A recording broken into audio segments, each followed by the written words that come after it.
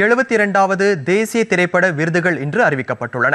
இதில் அமரன் திரைப்படம் 3 விருதுகளை பெற்றுள்ளன. நடிகர் தனுஷுக்கு 2 தேசிய விருதுகள் அறிவிக்கப்பட்டுள்ளன. 2024ஆம் ஆண்டு இந்திய மொழிகளில் வெளியான திரைப்படங்களுக்கான விருதுகள் தற்போது அறிவிக்கப்பட்டுள்ளன. நடிகர் தனுஷ் இயக்கி நடித்த ராயன் திரைப்படம் சிறந்த தமிழ் திரைப்படத்திற்கான விருதுக்கு தேர்வாகியுள்ளது. கேப்டன் மில்லர் படத்தின் நடிப்புக்காக தனுஷுக்கு சிறந்த நடிகர் விருது வழங்கப்படுகின்றது. சிறந்த ஒலிக்கலவை விருது மெய்யழகன் திரைப்படத்திற்கு அறிவிக்கப்பட்டுள்ளது.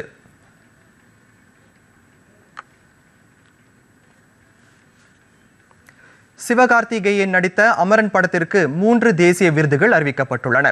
இப்படத்தை இயக்கிய ராஜ்குமார் பெரியசாமி சிறந்த இயக்குனர் விருதுக்கும், ஜி.வி. பிரகாஷ் சிறந்த பின்னணி இசைக்கான விருதுக்கும், ஆர். கலைவண்ணன் சிறந்த படத்தொகுப்புக்கான விருதுக்கும் தேர்வு செய்யப்பட்டுள்ளனர்.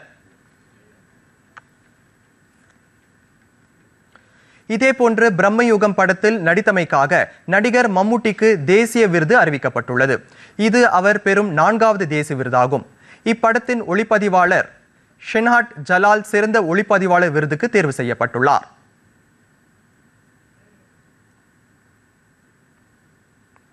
ஆர்டிகல் 370 சிறந்த திரைப்படமாக தேர்வு செய்யப்பட்டுள்ளது.